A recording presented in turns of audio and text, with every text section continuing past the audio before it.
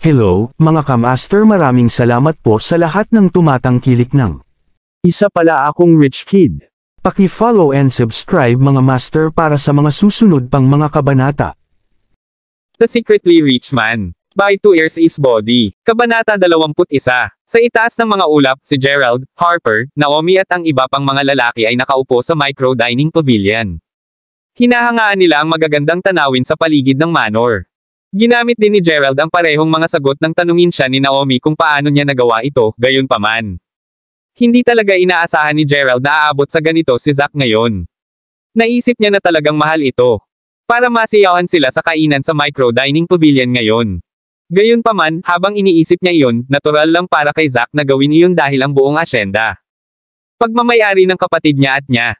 Ibang klaseng excitement ang naramdaman ni Gerald sa kanyang puso. Sa oras na ito, si Alice at ang iba pang mga batang babae ay nakarating na sa micro-dining pavilion. Nagkaroon ng isang medyo pangit na ekspresyon sa mukha ni Alice sa oras na ito. Kung tutuusin, palagi niyang nararamdaman na si Gerald ay isang mahirap at palaging minamaliit siya. Gayunpaman, naramdaman niya ngayon na parang likod lang ni Gerald ang nakikita niya habang nakatingin sa kanya at dito.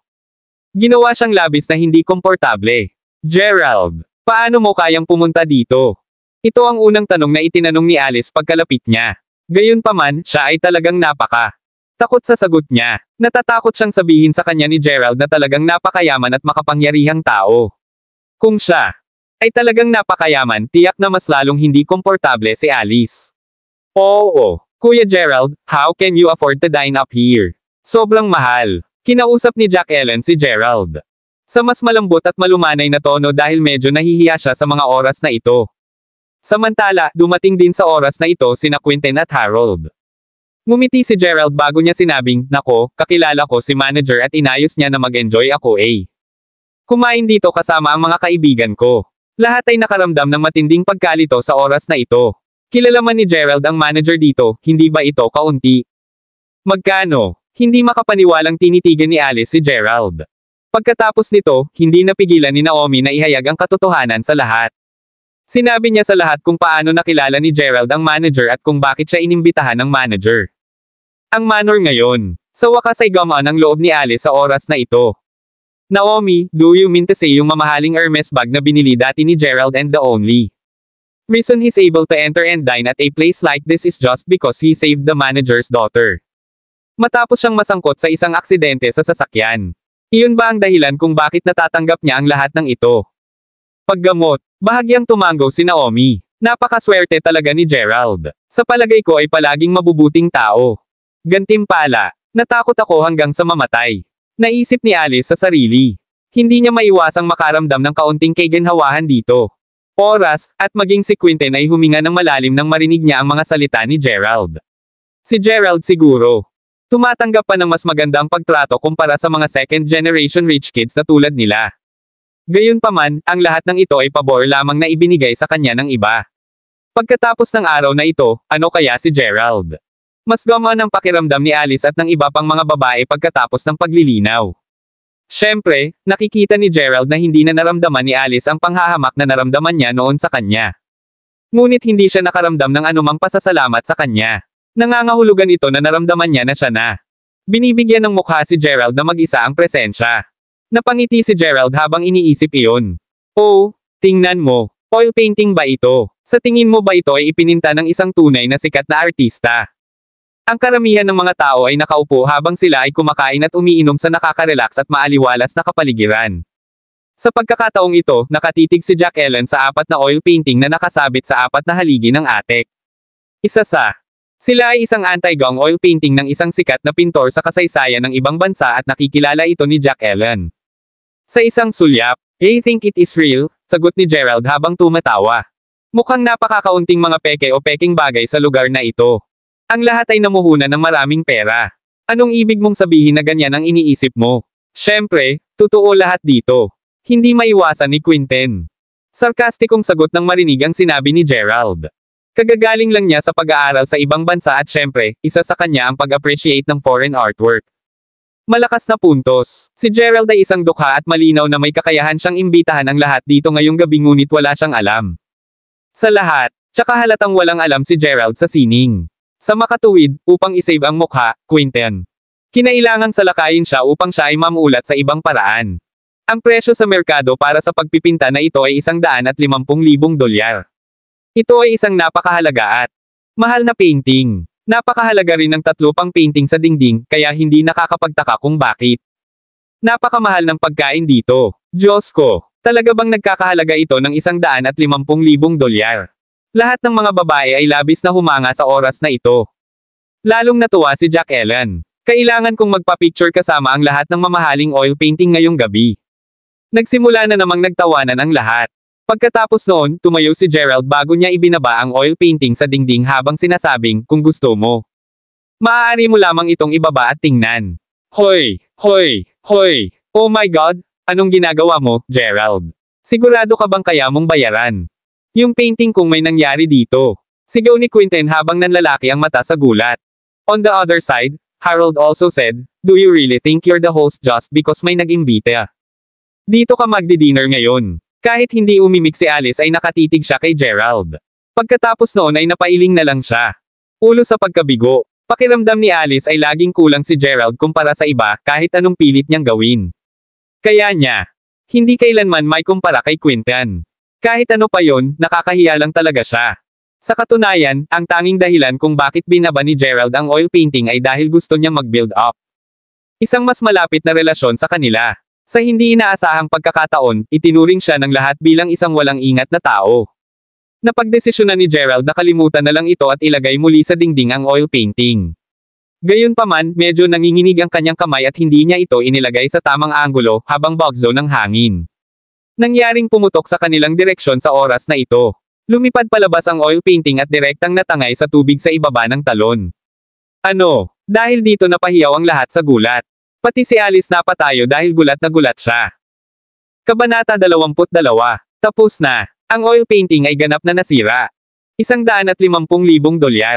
Ang lahat ay hindi napigil ang malunok ang kanilang laway sa oras na ito. Tanging sina Quinten at Harold lang ang tumatawa sa kanilang mga puso sa mga oras na ito. Hindi nila maiwasang magtaka kung paano mababayaran ni Gerald ang oil painting na nagkakahalaga ng $150,000. Kahit na may utang na loob sa kanya ang manager ng Wayfair Mountain Entertainment, hinding-hindi kayang ipaliwanag ang kanyang sarili patungkol sa oil painting. Hihihi. Gerald, bakit hindi tayo umalis ngayon? Anyway, we're almost done with the food, maingat na sabi ni Naomi. Paraan sa panahong ito. Kung ipagpatuloy nila ang pananatili dito ng isa pang segundo, hinding-hindi na mababayaran ni Gerald ang langis. Pagpipinta. Oh, hindi maganda ang hitsura ng mga bagay. Parang may paparating ngayon. Itinuro ni Jack Ellen ang hagdanan sa oras na ito at napatingin din si Gerald sa parehong direksyon. Sa oras na ito, naglalakad si Zack papunta sa kanila na may hawak na ilang waitress at isang bote ng good wine. Siya ay darating upang bigyan sila ng isang toast. Pakiramdam ni Gerald ay walang magawa. Sinabi na niya kay Zack na ayaw niyang ibunyag ang kanyang pagkakakilanlan para sa panahon na. Bakit pa siya pumunta dito para bigyan siya ng toast? Ilang sandali pa ay dumating na si Zack. Natural na kilala rin ni Quinten kung sino si Zack. Lyle, Mr. Lyle. Mabilis na bati ni Quinten sa kanya. Sa hindi inaasahang pagkakataon, isa pala sa pinakamayamang lalaki ang manager na sinasabi ni Gerald. Mayberry City, Zack Lyle. Laking gulat ni Alice sa oras na ito at hindi siya nang ahas na magsalita. Good luck kay Gerald. Pagdating pa lang niya ay bahagyang tumango si Zack patungo sa dami ng tao. Pagkatapos noon, tumingin siya kay Gerald bago niya ito binati ng magalang, Mr. Gere. Habang sasalubungin siya, biglang naalala ni Zack na sinabihan na siya ni Gerald na hindi gustong mabunyag ang kanyang pagkakakilanlan. Sinabi ni Zack, Kuya Gerald, nasisiyahan ka ba sa mga kaayusan na ginawa ko para sa iyo ngayon?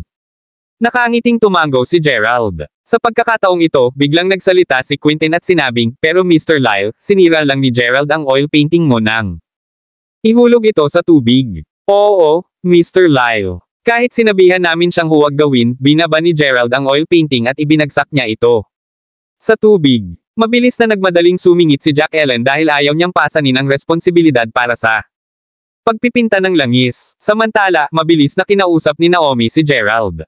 Mr. Lyle, hindi sinasadya ni Gerald.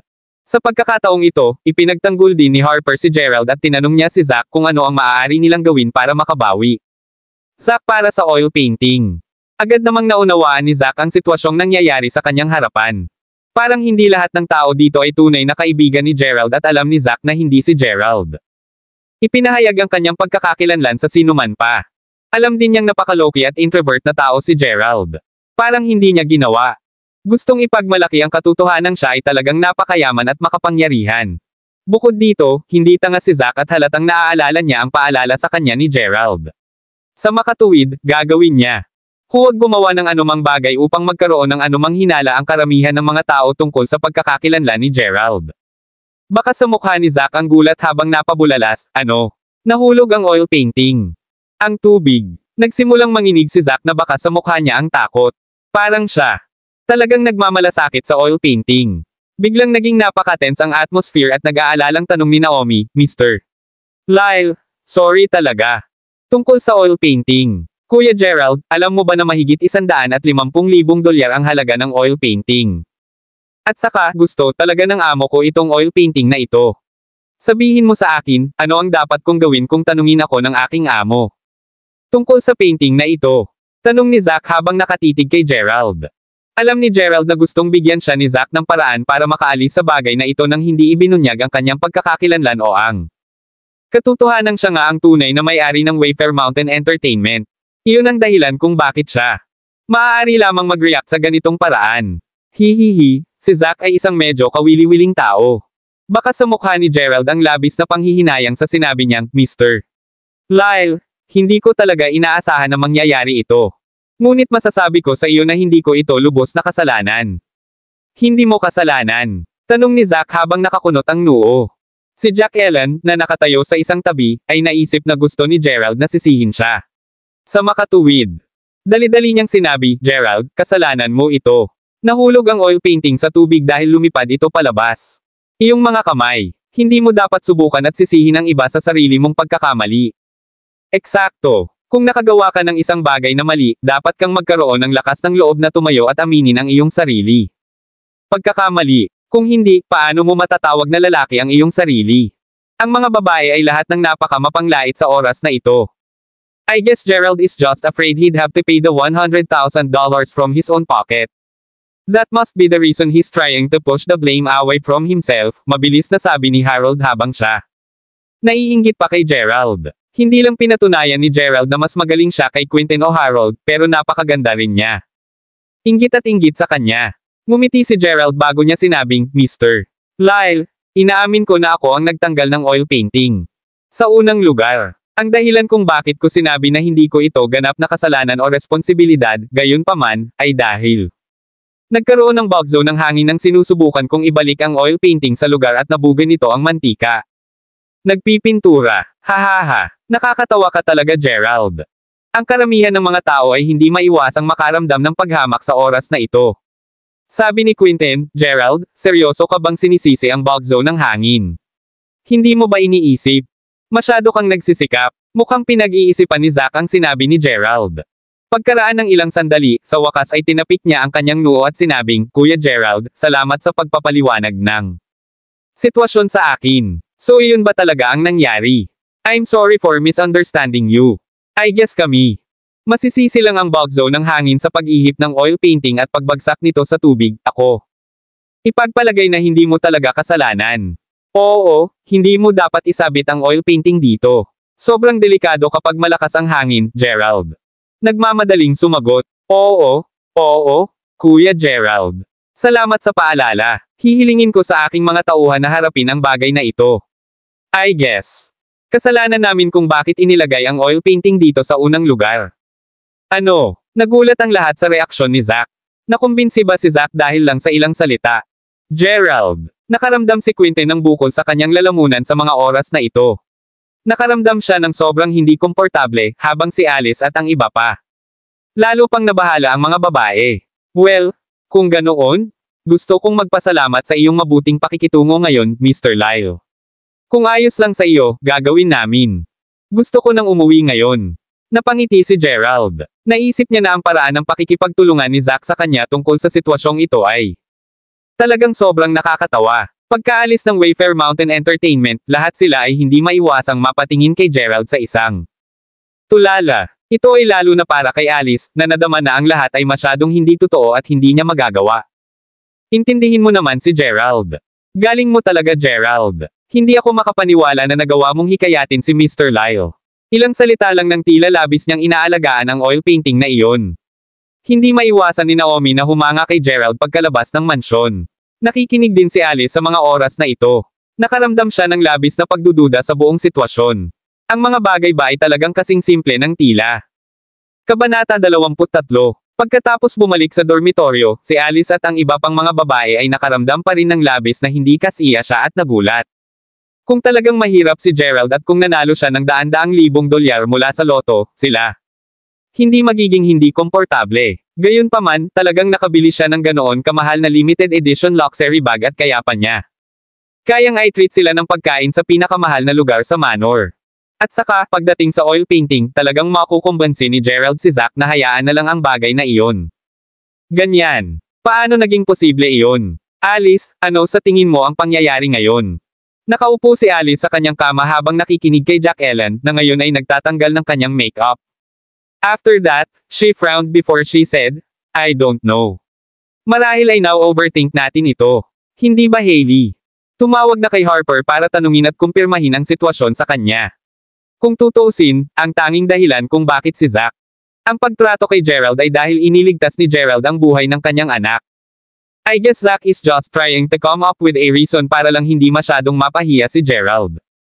Tungkol sa oil painting. Pagkatapos ng lahat, iniligtas ni Gerald ang buhay ng kanyang anak at tiyak na naging malaking bagay iyon. Mas gumaan ang pakiramdam ni Alice habang iniisip ang dahilan nito. Well, I guess that makes sense. Akala ko talaga mayaman na si Gerald ngayon. Natakot talaga ako sa kamatayan, sabi ni Jack Ellen habang nagpakawala ng mahabang buntong hininga. Ano, hindi mo na siya tinatawag na Kuya Gerald? Nagsimulang nagtawanan ng ibang mga babae. Sino ang tumatawag sa kanya sa ganoong nakakaakit na paraan? Kung pwede nga lang hilingin niya kay Mr. Lyle na bigyan ako ng good posisyon sa alinman sa kanyang mga negosyo sa hinaharap, tiyak na i-refer ko siya sa ganoong paraan. At least hindi ko gagawin may anumang mga alalahanin sa buhay. Ang swerte talaga ni Gerald. Sa palagay ko ay ituturing ni Mr. Lyle ang pangyayari ngayon na parang naisip na niya. Binayaran ni Gerald ang lahat ng nagawa niya para sa kanyang pamilya. Nagpatuloy ang mga babae sa pagchichismisan sa kanilang sarili. Labis na gumaan ang pakiramdam ni Alice nang marinig ang kanilang sinabi. Kung tutuusin, mas lalong naghirap si Gerald, mas nakaka-relax ang pakiramdam niya. Ito ay isang kakaibang pakiramdam. Samantala, hindi naman masyadong inisip ni Gerald ang bagay na ito. Pagkabalik sa dormitoryo, mabilis na nakatulog si Gerald at ang kanyang mga kasama sa kwarto. Pagod pagkatapos maglaro at magpalipis ng buong araw sa labas. Kinabukasan, oras na para pumasok sila sa klase. Sa oras na ito, nakita ni Gerald si Harper at ang iba pang mga lalaki na nagsusulat ng kanilang mga pangalan sa kanilang mga tseke. Nang mabasa ni Gerald ang mga mensahe sa kanyang group chat, napagtanto niyang oras na para magbayad sila. Matrikula. Gerald, hihintayin mo ba ang subsidy na matatanggap mo sa loob ng 2 linggo bago ka magbayad? Iyong tuition fee, o mayroon ka bang ibang paraan para mabayaran ito? Sa katunayan, gusto ni Harper na tanungin si Gerald kung binigyan siya ni Mr. Lyle ng pera para bayaran ang kanyang tuition fee. Gayunpaman, nang isipin niya ang tungkol sa pagpipinta ng langis kagabi, hindi nag-abala si Harper na itanong ang tanong na iyon. Ngayon pa, natatakot siyang maging dukha na naman si Gerald ngayon. Ngumiti si Gerald bago niya sinabing, it's okay. May natitira pa akong pera sa aking bank account at dapat sapat na para mabayaran ko ang tuition fee ko. Mamaya na nga pala ako pupunta sa classroom dahil kailangan ko mag-withdraw ng pera sa bangko. Masasabi ni Harper na hindi nagsisinungaling si Gerald. Baka may natitira pang pera si Gerald para ipambayad sa kanya. Matrikula. Dahil dito, mas gumaan ang pakiramdam ni Harper. Sa oras na ito, dumating si Gerald sa bangko sa harap ng campus ng universidad. Gusto kong mag-withdraw ng $1,500. Sagot ni Gerald habang ipinapasa ang kanyang bank card sa ang bankero. Medyo natigilan ang bankero sa loob. After checking Gerald's bank card, she looked at Gerald before looking at the bank card in her hand. After that, she finally asked Gerald in surprise, anong nangyari sa bank card mo? Bakit mo ginawa? Napakaraming pagbabago sa iyong bank account. May mga pagbabago ba sa kanyang bank account? Nagulat din si Gerald sa pagkakataong ito. Sa totoo lang, naramdaman ng babaeng bangkiro na ordinaryong estudyante lang si Gerald na walang pera dahil sa ang paraan ng pananamit niya. Kaya naman, kinausap niya ito sa medyo walang pakundangan at walang pasensya na paraan. Gayunpaman, ilan lamang sa mga nangungunang customer sa bangko ang maaaring gumawa ng mga naturang pagbabago sa kanilang bank account. Sa oras na ito, mabilis niyang ipinaliwanag, oo, nagkaroon ng malaking pagbabago sa iyong bank account. Ang minimum na halaga ng withdrawal para sa iyong bank account ay $30,000 na ngayon. Hindi ka makakapag-withdraw. $1,500 lamang. Tiningnan ng babaeng bangkiro si Gerald pataas-baba. Kahit anong tingin niya sa kanya, hindi mukhang mayaman ang estudyanteng ito. Sino ang gumawa ng mga pagbabago sa kanyang bank account? Alam ni Gerald kung sino ang gumawa ng pagbabagong iyon sa kanyang bank account. Nalaman niya agad. Sino pa kaya ito, bukod sa kapatid niyang si Jessica? Hindi niya talaga maintindihan ang kapatid niya. Hindi siya ang tipong gumagastos ng napakaraming pera ngunit ngayon. Ang kanyang kapatid na babae ay nagtatakda ng isang minimum na limitasyon para sa halaga ng cash na kailangan niyang i-withdraw mula sa bangko. Gusto niyang mamuhay siya na parang second generation rich kid. Sa oras na ito, kinuha niya ang kanyang cellphone para tumawag sa telepono. Sinagot naman ng kausap niya ang telepono. Ate, ikaw ba ang gumawa ng mga pagsasaayos sa aking bank account? Oo. Ako ang nag-adjust at nagtakda ng minimum withdrawal limit. Alam ko kung paano ka nabuhay. At gusto kong mamuhay ka na parang second generation rich kid ngayon sa halip na umarte at mamuhay na parang ikaw. Mahirap pa rin sila. Nais kong dahan-dahan kang umangkop sa iyong bagong katayuan upang makakuha ka ng isang foothold sa aming pamilya. Sa hinaharap, napatulala si Gerald. Oo nga pala, tatawagan sana kita kahit hindi mo ako tinawagan ngayon. Pagbabago ng minimum.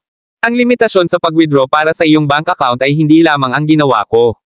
Naaalala mo ba ang Universal Global Supreme Shoppers Card na binigay ko sa'yo? May natitira pang $1.2 milyong sa card. Itinakda ko ang petsa ng pag-expire para sa pera. Katapusan ng buwan. Kung hindi mo gagastusin ang pera sa card sa katapusan ng buwan, masasayang lang ang pera sa card. Ano? Nanlaki ang mga mata ni Gerald sa gulat.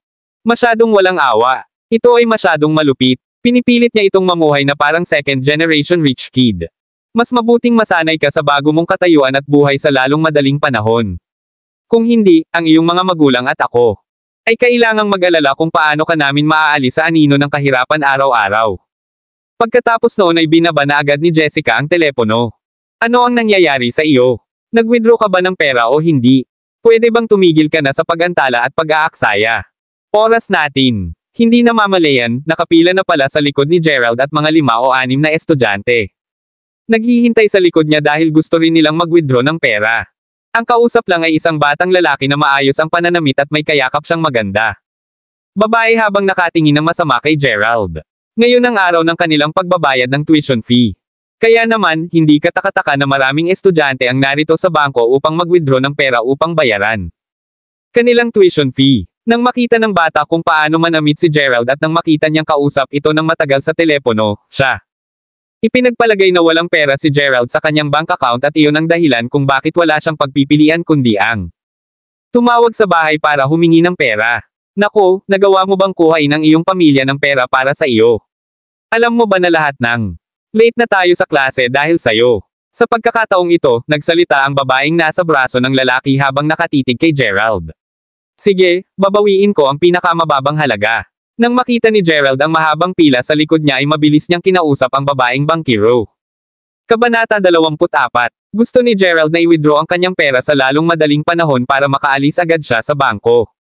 Sa makatuwid, nagpasya siyang mag-withdraw kaagad ng $30,000. Mabilis niyang ibinigay ang kanyang mga tagubilin sa babaeng bangkiro sa likod ng counter. Nagdududa ang babaeng bangkiro. Gayunpaman, ipinasok niya ang figure sa computer at pagkatapos, direktang ipinakita ng kanyang computer na matagumpay ang pag-withdraw. Agad na nanlaki ang mga mata ng babaeng bangkiro sa gulat. $30,000. Diyos ko, napakayaman talaga ng estudyanteng ito. Sir, successful ang withdrawal mo. Pagkatapos noon, inayos ng babaeng bangkiro ang buhok bago tumayo at nagpahayag ng paggalang. Gerald. Pagkatapos noon, kinuha niya ang bundle ng cash bago niya inilagay sa money counter. Buzz. Tumunog agad ang makina. Pera ang lahat. Natigilan sa pwesto ang mga estudyanteng nakapila sa bangko para mag-withdraw ng pera. Napabuntong hininga ang mga lalaki at babae sa likod ni Gerald at sa oras na ito, maaaring magkasya pa ang mga tao ng 2 itlog sa kanilang mga itlog. Mga bibig. Kanina pa siya pinagtatawanan ng 2 tao sa likod niya dahil akala nila ay wala sapat na pera sa kanyang bank account. Gayunpaman, tila mayroon siyang higit sa sapat na pera. Lahat ng mga babae sa bangko ay kakaiba ang tingin kay Gerald sa mga oras na ito. Parang sinasabi nila, "Gwapong lalaki, tingnan mo ako. Mangyaring tingnan mo ako." Pinunasan ni Gerald ang ilong niya dahil medyo nahihiya siya. Pagkatapos nito, napagtanto niya na walang paraan na maaari niyang dalhin ang napakaraming pera sa kanya at hindi niya kaya. Posibleng dalhin ang lahat ng pera sa kanyang kamay. Tumingin siya sa paligid at nasulyapan niya ang itim na garbage bag sa basurahan sa harap ng counter. Kakapalit lang kaya bago pa lang. Kinuha ni Gerald ang itim na garbage bag bago niya inilagay sa counter. "Ikaw, gusto mong gamitin ito?" Ang babaeng bangkiro ay lubos na nagulat. Lahat ba ng mayaman ay kakaiba? Oo, walang masyadong sinabi si Gerald. Sa halip, kinuha na lang niya ang stack ng cash at inilagay sa kanyang itim na basura. Bagbago niya kinuha ang kanyang identification card sa babaeng bangkiro at lumabas ng bangko. Tingnan mo lang yan. Mayaman siya at pinagtatawanan mo lang siya kanina. Kalahati ka ba? Kasing yaman niya. Sa sandaling umalis si Gerald sa bangko, lahat ay nagsimulang magbulungan. Sa oras na ito, ang batang babae na nasa bisig ng batang lalaki ay tumingin sa kanya ng disgusto habang sinuntok siya sa kanyang dibdib. Pasimpleng tinitigan ng bata ang likuran ni Gerald habang galit na sumagot, "Well, damn it. Bakit ang isang mayaman may ganyang damit?" Ayaw man ni Gerald malate sa klase, na late na siya dahil sa delay. Mag-ulat. Nakatayo si Gerald sa pintuan ng classroom. Si Cassandra McGregor, ang bata at magandang babaeng class representative, ay pinandilatan si Gerald. "Hahaha. Akala ko matatakot kang pumasok sa klase dahil magbabayad tayo ng tuition fee. Ngayon." Pagkatapos noon, sinulyapan ni Cassandra ang itim na garbage bag sa kamay ni Gerald bago niya sinabing, "Bakit ginawa? Lumalabas ka para mamulot ng basura dahil wala kang sapat na pera pambayad ng tuition fee mo." Hahaha. Pagkasabi pa lang ni Cassandra nito ay nagtawanan ang lahat ng tao sa classroom. Walang sinabi si Gerald. Ito ay dahil alam niya na ang kanyang kinatawan ng klase ay palaging may kinikilingan sa mayayaman. At iba ang pakikitungo niya sa mga mahihirap na estudyante. Ano pa ang masasabi niya?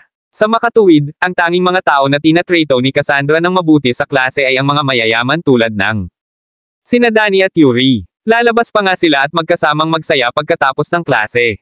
Si Danny, na kadalasang lumalampas sa mga klase at hindi pumasa sa kanyang mga pagsusulit, ay makakakuha pa rin ng mataas na marka ng kredito. Hindi man lang niya kinailangan pang mag-apply ng time off. Gayunpaman, kung lumiban si Gerald ng isang klase nang hindi nag-a-apply ng leave, nagbabanta si Cassandra na paalisin siya.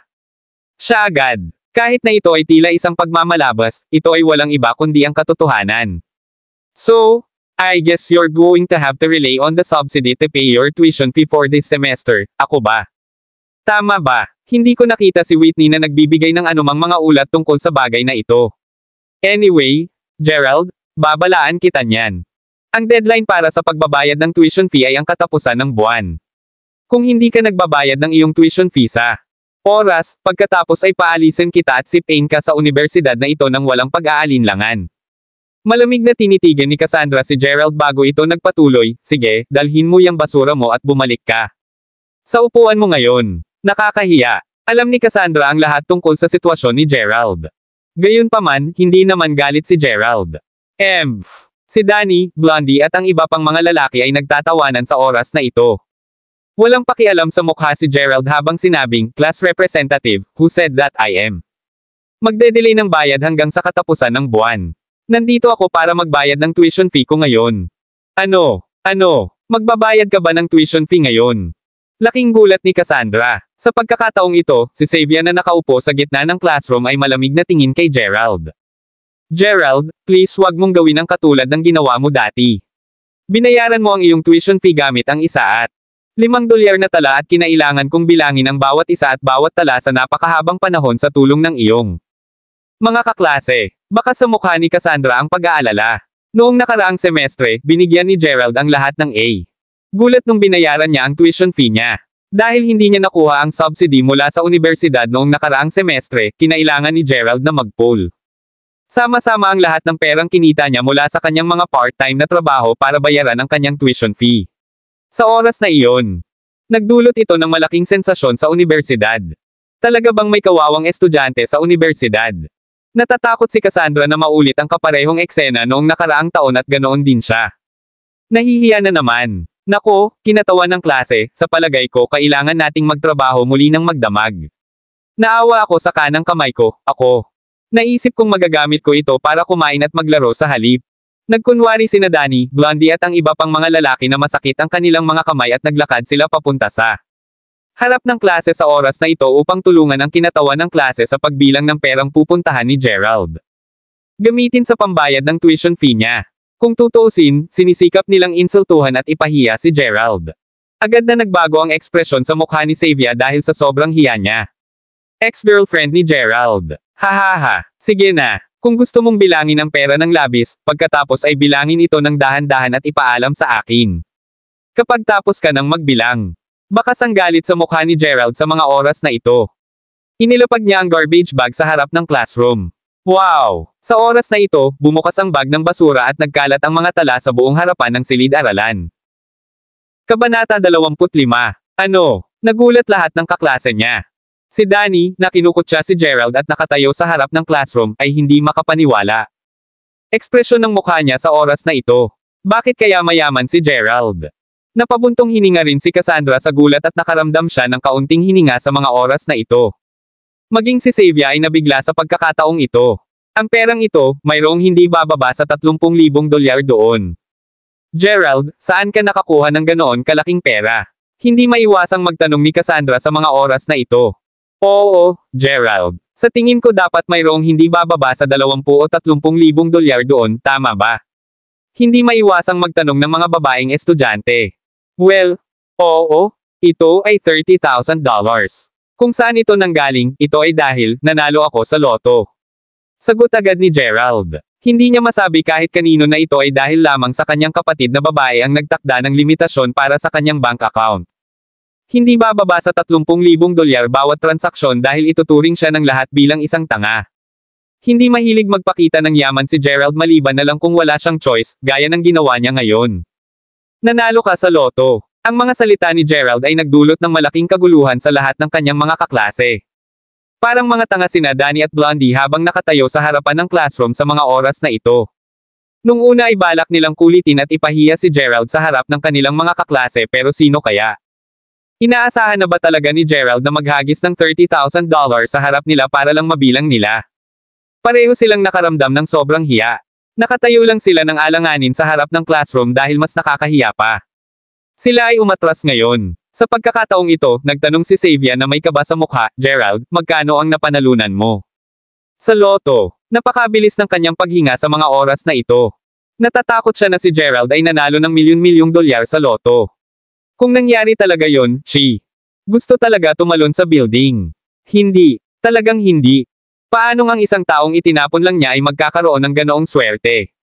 Hindi pwede. Ngumiti ng walang pakialam si Gerald bago niya sinabing, not much. Hindi ganoon karami. Magkano ang hindi magkano? 30,000 dolyar. Tanong ni Cassandra habang nakatingin kay Gerald na may kakaibang ekspresyon sa mukha. More than that, simpleng sagot ni Gerald. Ano ang ibig sabihin noon? Lahat ng mga kaklase ni Gerald ay nakaramdam ng labis na pagkabalisa sa oras na ito dahil gusto nilang malaman kung magkano ang pera. Nanalo si Gerald. Ito ay dahil lahat sila, kasama si Cassandra, ay palaging hinahamak at tinitingnan. Pababa kay Gerald. Para sa kanila, si Gerald ay palaging isang mahirap na karapat-dapat na kutsain at pinagtatawanan. Gayunpaman, ngayong nanalo na siya sa loto, nagsimulang bumagsak ang pagpapahalaga sa sarili ng kanyang mga kaklase. Lahat sila ay naiinggit at naiinggit sa kanya. Dapat madali para sa iyo na magbilang ng 1,500 dolyar, tama ba? Sabi ni Gerald habang malamig na sumulyap kay Danny na tulala sa mga oras na ito. Naglabas siya ng 1,500 dolyar mula sa tambak ng pera bago niya ito inihagi sa harap. Cassandra. Pagkatapos noon, tumalikod siya at hinarap ang kanyang mga kaklase habang sinasabi, sino sa inyo ang papayag na? Pahiram sa akin ang backpack mo ngayon. Dahil naihayag na niya ang kanyang kayamanan, hindi na naramdaman ni Gerald ang pangangailangan na kumilos na kasing awa at walang silbi. Ginawa niya dati. Gusto niyang maging katulad ni Danny at Yuri, na maaaring gumamit ng pera sa kanilang sarili. bentahe, at akitin ng mga tao na magtrabaho at mantikilya sa kanya. Kaya naman, nagpa siya si Gerald na humiram ng isang backpack upang ilagay ang kanyang pera sa halip. Gerald, magagamit mo ang backpack ko. Gerald, bakit hindi mo kunin ang backpack ko? Hindi ko talaga kailangan ngayon. Gerald. Sa pagkakataong ito, mabilis siyang tinawag ng lahat ng kanyang mga kaklase sa kanyang pangalan dahil gusto nilang ialok kay Gerald ang kanilang mga backpack. Sa huli, hiniram na lang ni Gerald ang isang backpack ng kanyang kaklase. Pagkatapos nito, inilagay niya ang natitirang $28,500 sa backpack. Bakit mo siya sinisipsip? $30,000 lang naman ang meron siya. Bukod dito, kailangan pa niya magbayad ng cash. Siya ay walang iba kundi isang nourish. Masungit na sabi ni Danny at Blondie.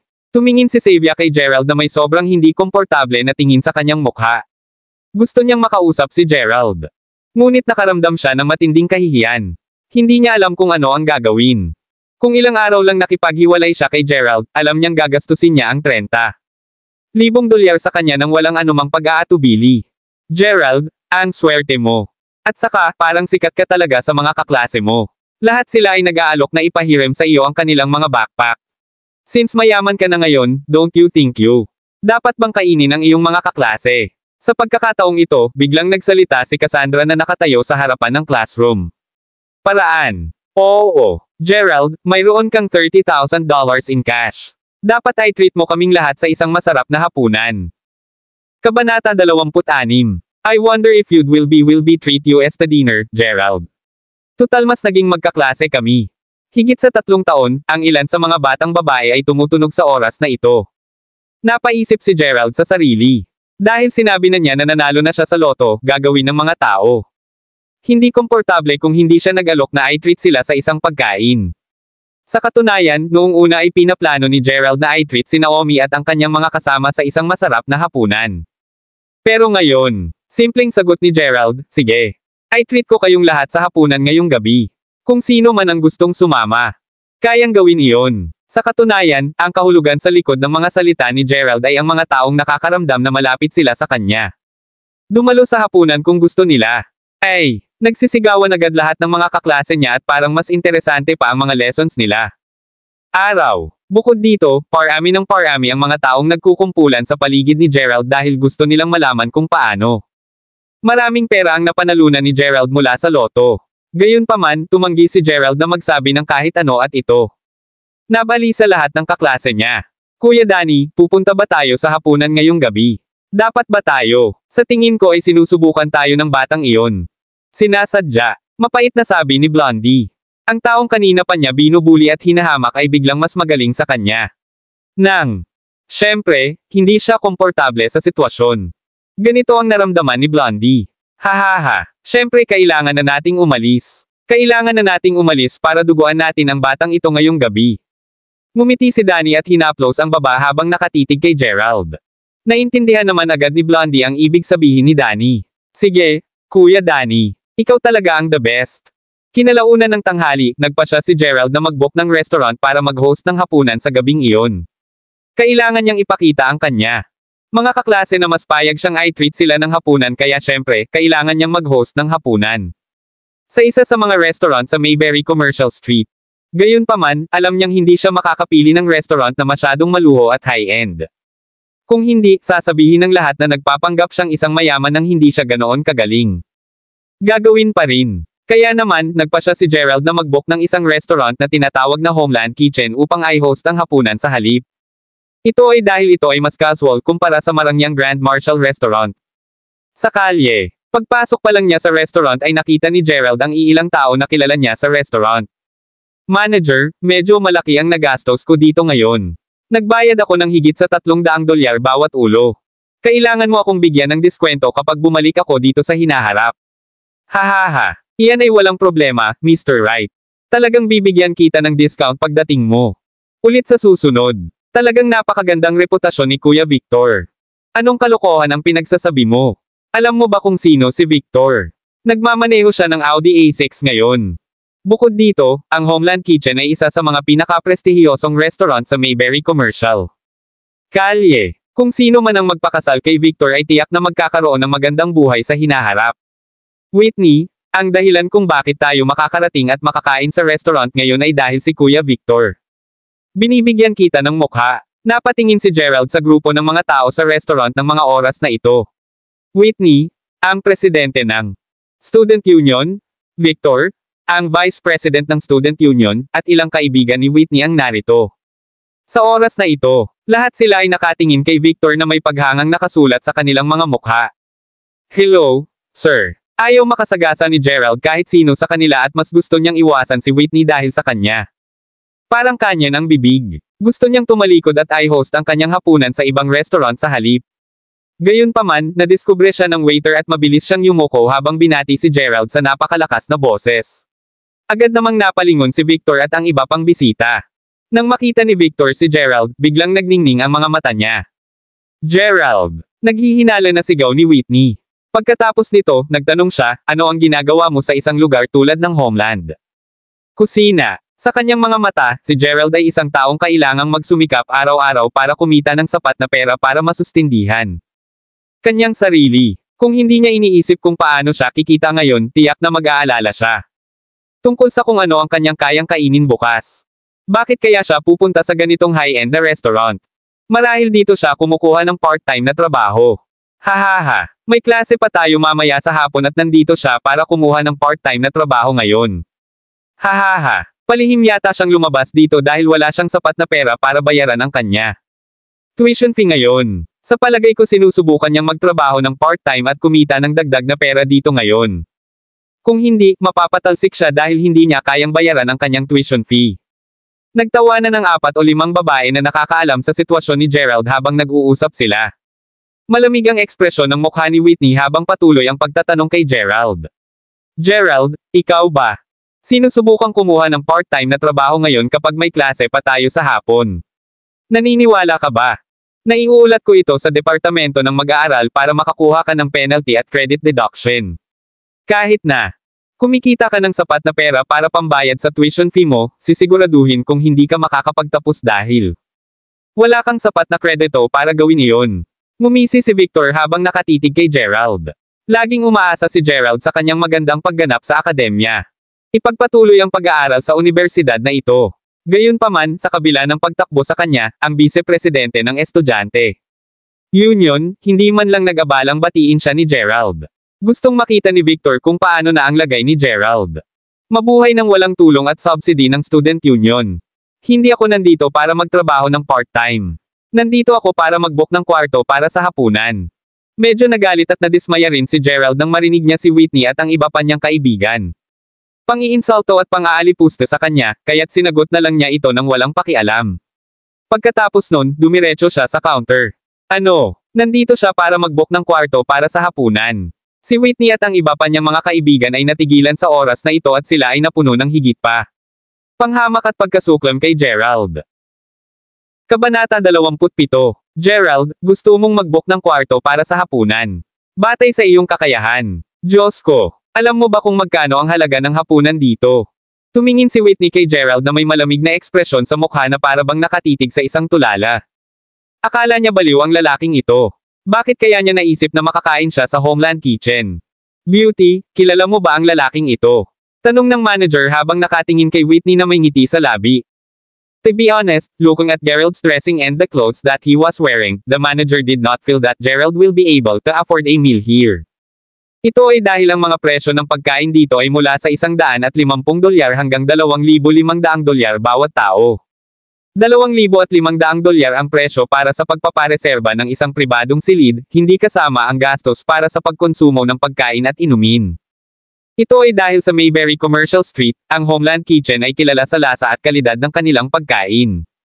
Kung ang customer ay kayang magbayad lamang ng $150, maaari lamang silang makakuha ng upuan sa pangunahing bulwagan. May iba't ibang entrance fee para sa bawat palapag. Gayunpaman, naramdaman ng manager na maaaring kayanin ni Gerald ang pinakamurang entrance fee. Ang manager.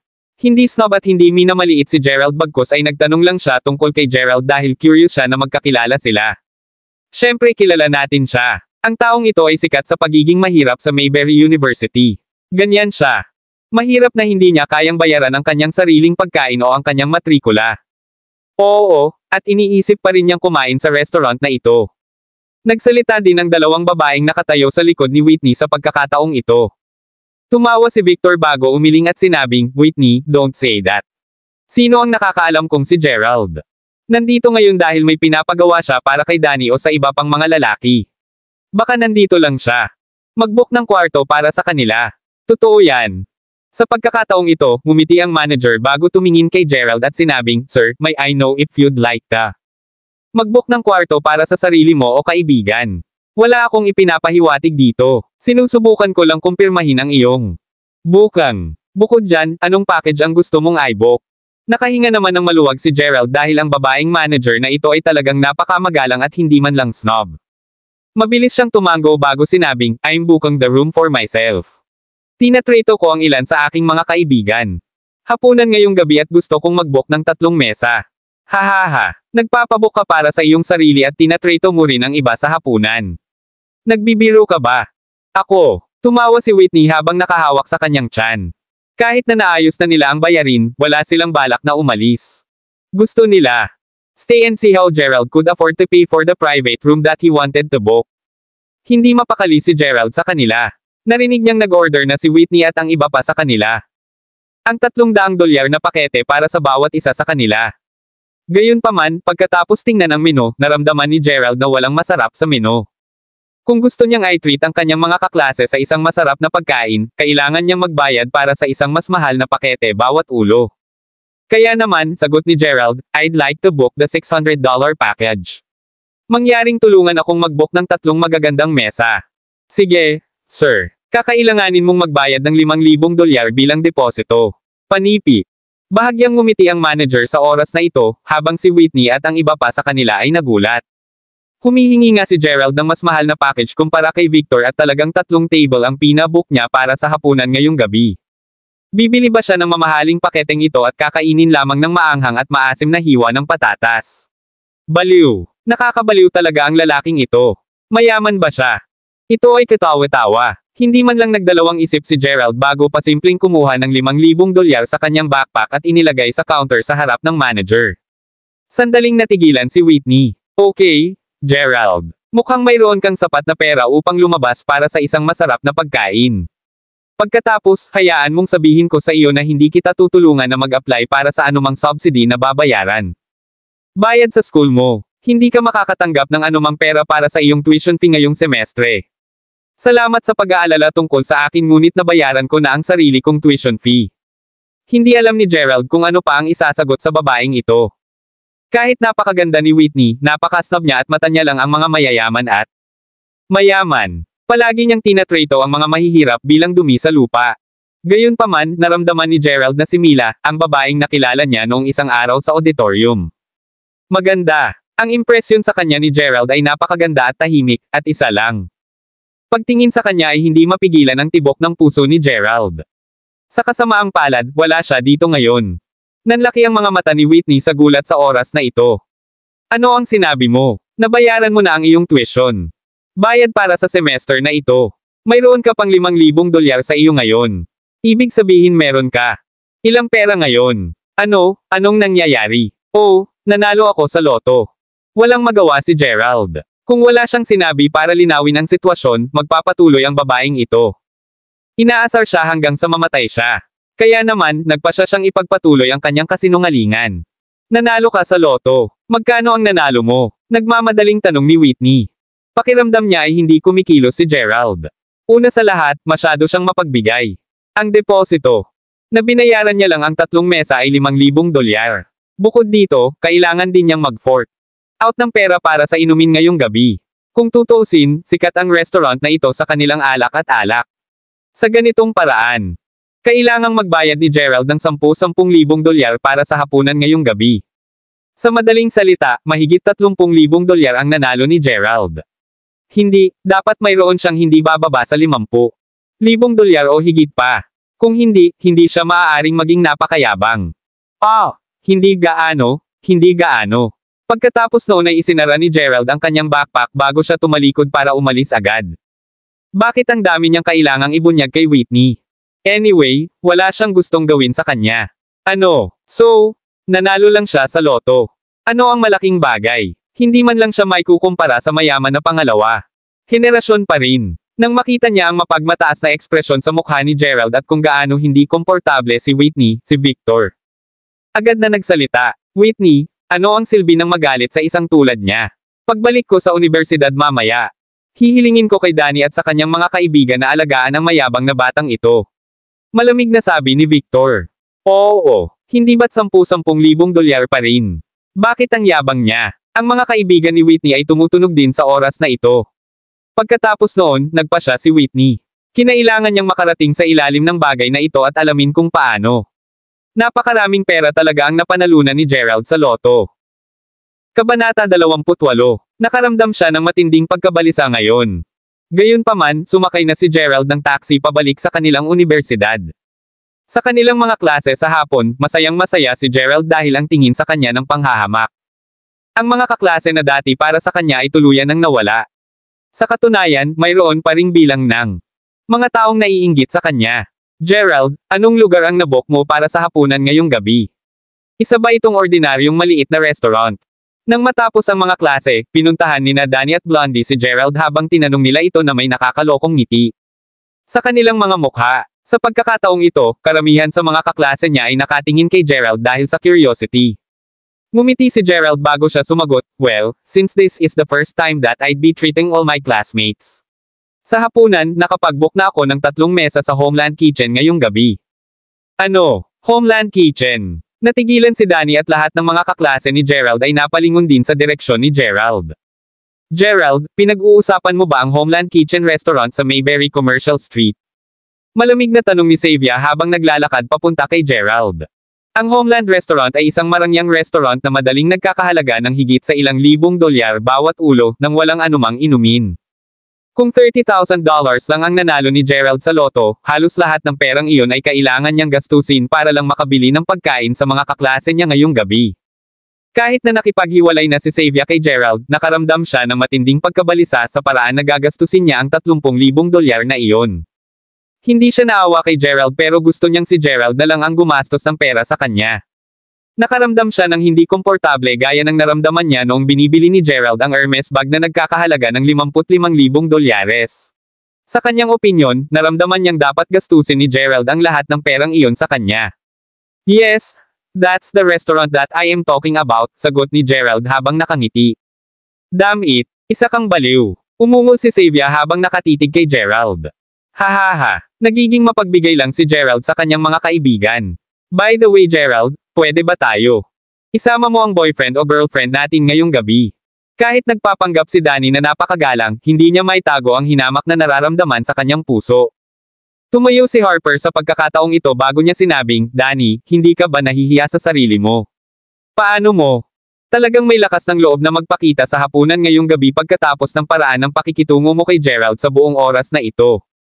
"Harper, pinapa-dinner tayong lahat ni Gerald ngayong gabi. Dahil nanalo siya sa loto, lahat kami ay nakaramdam din ng kasiyahan para sa kanya. Kaya, paanong hindi tayo makakalabas para sa hapunan ngayong gabi?" Nakangiting ngumisi si Danny. Sa pagkakataong ito, walang magawang sagot ni Gerald, "Sure, you can come along if you want, kaya mo. Isama mo rin ang mga girlfriend mo." Alam ni Gerald ang binabalak ni Danny pero hindi siya mapakali. Ay, lahat ng mga lalaki at babae sa silid-aralan ay labis na nasasabik sa oras na ito. Nang makita ni Xavier ang pagwawalang bahala ni Gerald at kung paanong wala siyang pakialam sa pera, siya hindi maiwasang makaramdam ng sobrang sama ng loob. Noong una ay pinaplano niyang kunin sa kanya ang pera ni Gerald. Gayunpaman, mas nasuklam si Gerald. Magaling. Gagawin niya ang gusto niya noon.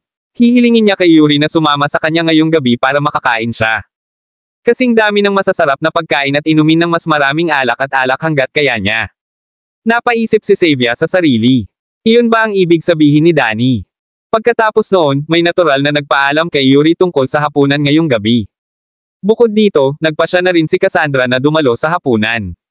Hinatid pa niya si Danny at ang mga kaibigan nito. Kasama siya. Sa oras na ito, pumunta rin sina Gerald at Harper sa restaurant sakay ng taxi. Ay nako, nag-book talaga si Gerald ng room sa Homeland Kitchen.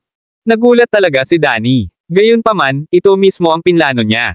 "Mr. Crawford, natatakot ako na hindi sapat ang orihinal na 3 table na nabook mo. Accommodate kayong lahat. I think you have to add on at least another table, ang babaeng manager. Nagmamadaling sabi nang makita ang dami ng tao sa lobby. Sige, ay dadagdag ko sa ibang table. Sagot agad ni Gerald. Ito ang unang pagkakataon na nagkaroon siya. Talagang gumastos ng labis pagkatapos maging bahagi ng mayamang ikalawang henerasyon. Sandali lang. Gerald, kung magdadagdag talaga tayo ng ibang table, don't you think you should also book? Isa pang marangyang private room dahil nandito na ang class representative natin. Nakangiting tanong ni Danny. Gerald sa oras na ito. Oo, dahil nandito ang kinatawan ng klase namin, paano mo naman aasahan na magkakasama siya sa iisang kwarto? Gaya ng ibang estudyante, sinimulan na ni Danny at ng kanyang mga kaibigan si Gerald sa mga oras na ito. Nakatayo lang sa gilid si Cassandra habang naka-cross arm sa harap ng dibdib niya dahil gusto niya. Para makita kung ano ang isasagot ni Gerald. Samantala, si Harper ay nakatayo sa tabi ni Gerald at gagawin niya. Inatake si Danny kung wala ang class representative. Hindi sumagot si Gerald. Sa pagkakataong ito, ngumisi si Yuri bago siya tumawa at sinabing, well, I also think that you should add on.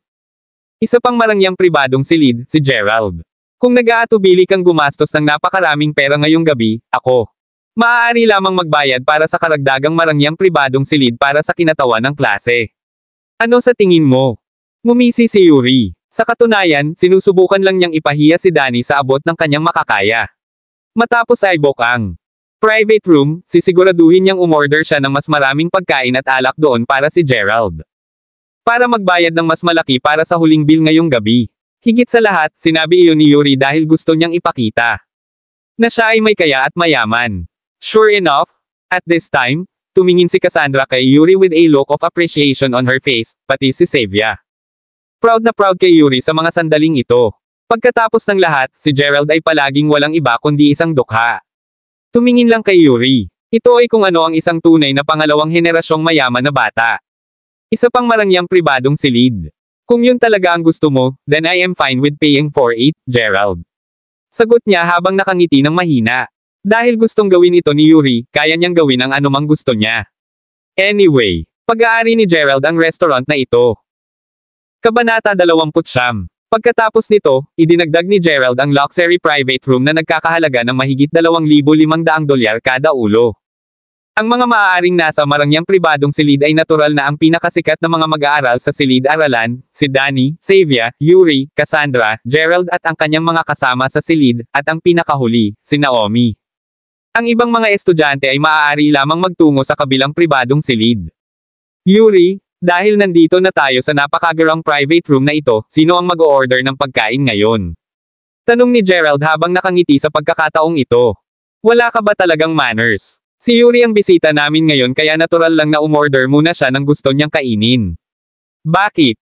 Natatakot ka ba na mag-order si Yuri ng sobra at hindi mo kayang bayaran ang hapunan ngayong gabi? Biglang sabi ni Xavier nang mapanlate. Siyempre, umorder muna ng pagkain si Yuri. Kung hindi, natakot si Xavier na mag-order lang si Gerald ng maanghang at maasim na hiwa ng patatas. Kung ganoon talaga, hindi uobra ang plano nilang gastusin ang lahat ng pera ni Gerald. Sa katunayan, noong nasa kotse sila ni Yuri papunta sa restaurant, napag-usapan na nila ang bagay na ito ni Danny at ng iba pang mga lalaki. Pinaplano nilang bayaran si Gerald ng mahigit $10,000 para sa hapunan ngayong gabi. Pagkatapos nito, kailangan nilang tiyakin na gumastos siya ng karagdagang $10,000 nang hindi bababa. Gusto nila, Gerald, na magbayad ng hindi bababa sa $20,000 o higit pa para sa hapunan ngayong gabi. Bukod dito, nagpa siya na si Yuri na pagsamahin ang mga puwersa at mapagkukunang pinansyal kay Danny para talunin si Gerald ngayong gabi. Iyan ay higit pa sa sapat. Sige, umorder ka na lang ng kahit anong gusto mo. Sagot ni Gerald habang nakangiti ng mapait.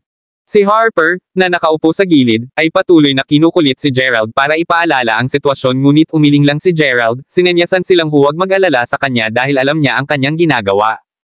Sige, salamat. Kinuha ni Yuri ang menu sa kanyang kamay bago siya nagsimulang tumingin sa menu mula sa huling pahina.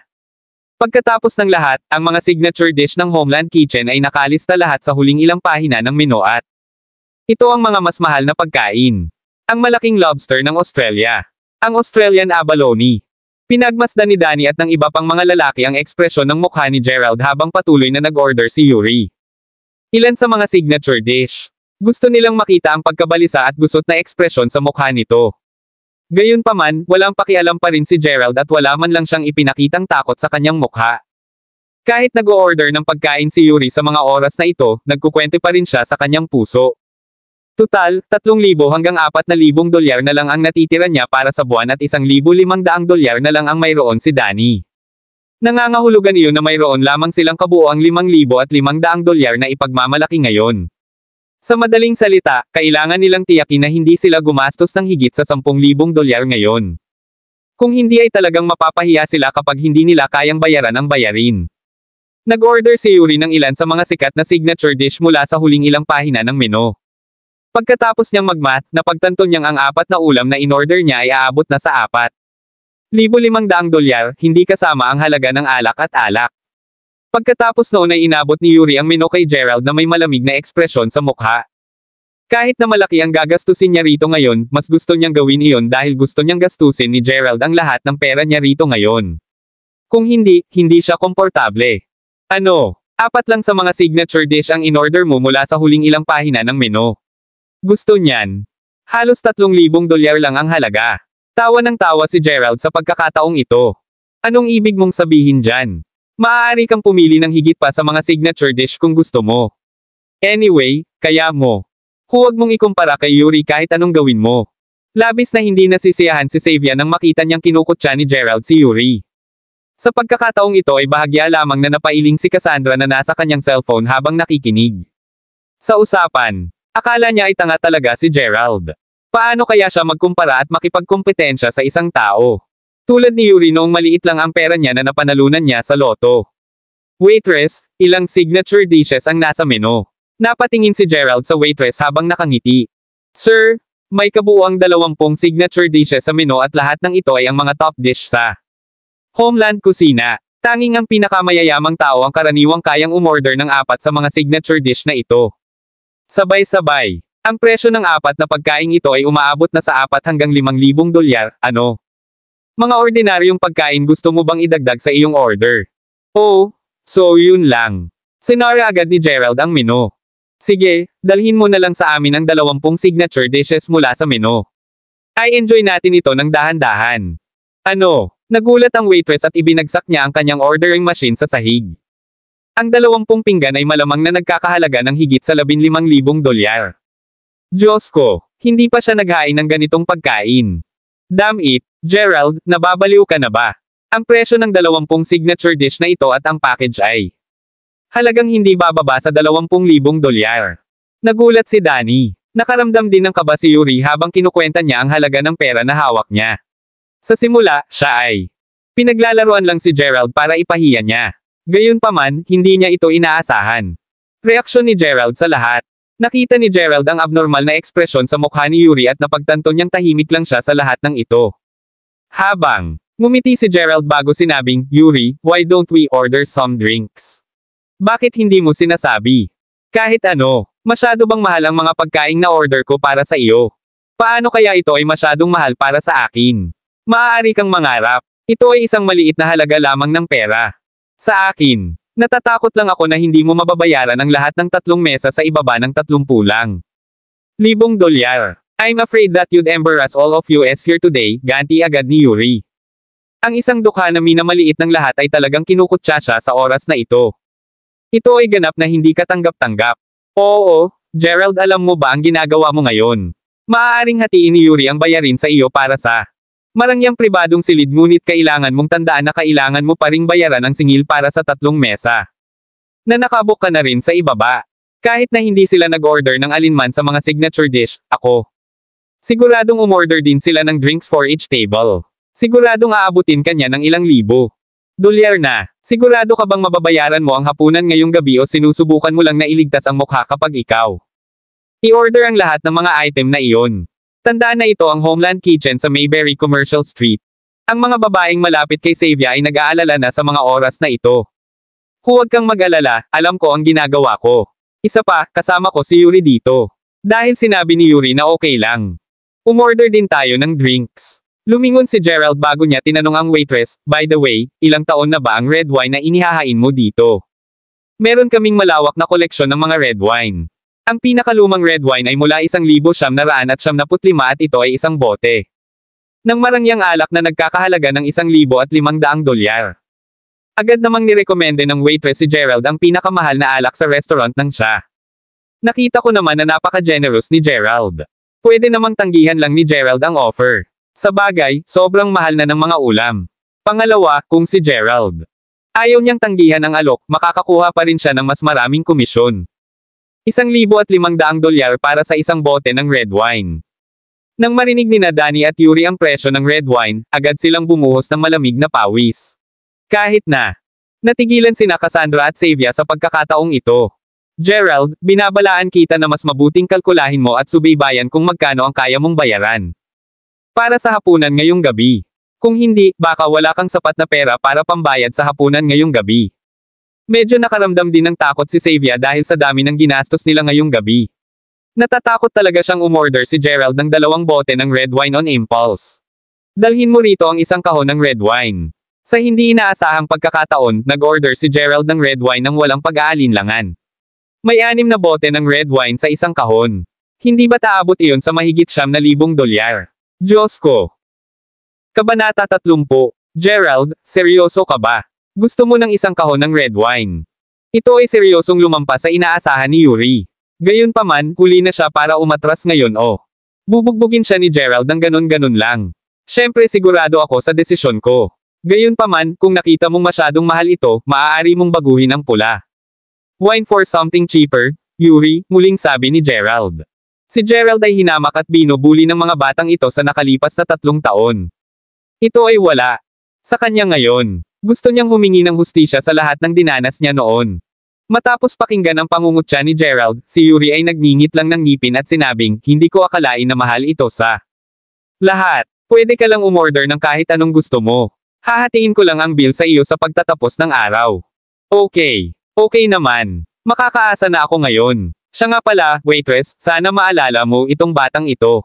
Hahatiin namin ng lalaki ang bayarin para sa marangyang pribadong silid na ito. Natakot si Gerald na baka hindi umamin si Yuri sa huli. Kaya naman, nagpasya siyang paalalahanan ang waitress ng katotohanan ito sa harap ng lahat. Tumango ang waitress bago siya nagsalita, yes, sir. Alam ko. Kung ganoon, ihahain ko kaagad ang pagkain. Ang iba sa kanila ay walang pakialam. Kahit ano pa iyon, parang sina Gerald at Yuri. Hindi umamin ng pagkatalo. Ito ang magiging pinaka-record-breaking na pagkain na mayroon sila sa kanilang buhay. Ang lahat ay nagsimulang uminom ng high-end na red wine sa oras na ito. Habang kumakain at umiinom sila Gerald nagbukas ng isang espesyal na website ng system sa kanyang cellphone. Ito ay isang website na ginamit upang pamahalaan ang lahat ng mga tindahan at negosyo sa Mayberry Commercial Street na may detalyadong impormasyon sa bawat isa. Isa sa mga tindahan dito. Sa katunayan, ipinasa ni Zack ang website na ito kay Gerald nang pumirma siya ng kontrata sa pag-renew sa huling pagkakataon. Sa makatuwid, nagpa siya si Gerald na mag-login upang tingnan ang oras na ito dahil gusto niyang tingnan ang mga presyo ng ang mga pinggan at alak na in-order niya. Ang mga presyo ng pag-import para sa 6 na bote ng red wine ay higit pa sa $6,000. Higit pa rito, ang gastos para sa mga ordinaryong pinggan para sa 3 mesa sa pribadong silid sa ibaba at ang mga signature dish na kanilang kinagigiliwan sa marangyang pribadong silid ay nagkakahalaga ng humigit kumulang $3,000. Kaya naman, halos $9,000 ang mawawala kay Gerald para sa pagkain ngayong gabi. Gayunpaman, si Yuri at ang iba pa ay kailangang gumastos ng hindi bababa sa $10,000 hanggang $11,000 ngayong gabi. Kung hindi sana ipinagpatuloy ni Gerald ang pakikipaglaban kay Yuri sa ganitong paraan. Ang mga kaklase ay nagpatuloy sa pagkain at inumin sa loob ng mahigit 2 oras. Si Yuri at Danny ay hindi masyadong masaya habang kumakain sila ng kanilang hapunan. Hawak-hawak pa rin nila ang kanilang mga cellphone. Hindi alam ng kanilang mga kamay at ng iba pa ang kanilang ginagawa. Pagkatapos nilang kumain at uminom, tumingin si Gerald kay Yuri at Danny, na balisa. Nakatingin sa kanilang mga mukha. Ano ngayon, Yuri? Kung tapos na tayo sa hapunan, dapat ba tayong mag-checkout at magbayad para sa pagkain ngayon? Nga pala. Yuri, alam na ng waitress na hinahati namin ang bill para sa marangyang private room na ito. Kaya, huwag. Sabihin mo wala kang pambayad sa pagkain mamaya. Kung hindi, mahihirapan ka talaga. Ngayong gabi. Ano? Bakit naman ako matatakot sa'yo? Mapait na sabi ni Yuri. Sa totoo lang, wala siyang sapat na pera sa ngayon. Sa katunayan, naubos na niya ang kabuuan. Gabi na sinusubukang makalakam ng mas maraming pera kay Danny. Bilang partikular na nabanggit ni Gerald ang katotohanang iyon. Hahatiin niya ang bill kay Yuri sa waitress, walang paraan para makaalis si Yuri dito. Bukod dito, ang lahat ng mga kaibigan na kanyang na-text ay hindi nag-abala sa pagsagot sa kanilang mga telepono o pagsagot sa kanya. Mga mensahe kaagad nang makita nilang gusto niyang humiram ng pera sa kanila. Damn it, Gerald, ano bang pinagsasasabi mo? Pagkatapos magbayad para sa pagkain ngayong gabi, magiging mahirap ka lang. Muli, kaya, bakit hindi mo inaalala ang iyong sarili sa halip? Sabi ni Xavier habang nakatitig sa galit. Gerald. Pagkatapos noon, tumingin siya kay Yuri bago niya sinabing, Kuya Yuri, bakit hindi tayo pumunta sa counter para magbayad ng pagkain ngayon? Tingnan natin kung sino ang iiyak mamaya. Kahit na nakaramdam din ng pagkabalisa si Xavier dahil kailangang gumastos si Yuri sa hapunan na ito, siya. Akala ko sulit na sulit dahil magiging mahirap na naman si Gerald pagkatapos ng gabing ito. Habang nag-uusap sila ay bumaba na rin ang grupo ng mga tao, kasama na ang lahat ng kanilang mga kaklase na nasiyahan sa hapunan sa 3 pang mesa. Ang lahat ay nagtipon sa lobby sa oras na ito. Walang alinlangang tuwang-tuwa ang mga kaklase ni Gerald sa pagkain na kanilang nasiyahan ngayong gabi. Hindi man nasiyahan ang karamihan sa kanilang hapunan sa marangyang pribadong silid, labis pa rin ang kanilang pasasalamat kay Gerald. Hello, sir. Bilang karagdagan sa 3 mesa sa pribadong silid sa ibaba, sina Mr. Crawford at Mr. Lowell ay hahatiin ang bayarin para sa marangyang pribadong silid sa itaas. Bawat isa sa inyo ay kailangang magbayad ng $11,000 pagkatapos hatiin ang kwenta. Ano? $22,000 ang halaga ng pagkain na iyon. Diyos ko! Nagulat ang lahat sa oras na ito. Walang pakialam si Gerald habang inilalabas niya ang pera sa kanyang backpack bago niya agad binayaran ang bill para sa $11,000 at ang 3 mesa para sa kanyang mga kaklase sa ibaba. Sa oras na ito, tila $6,000 hanggang $7,000 na lang ang natitira ni Gerald.